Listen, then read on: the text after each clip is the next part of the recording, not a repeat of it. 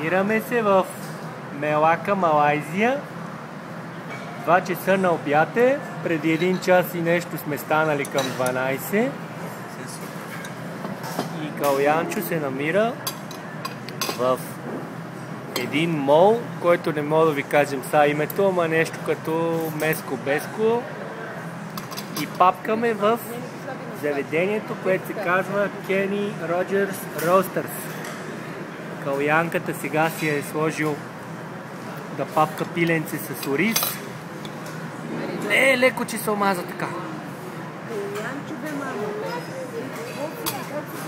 Майка му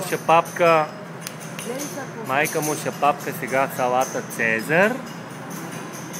А татко му ще папа болонезе, някакви биф. Стига се кара на момчето, че цял свят ще разбере. След малко качваме филмчето в YouTube. А ето там какичките и батковците готвят в заведението.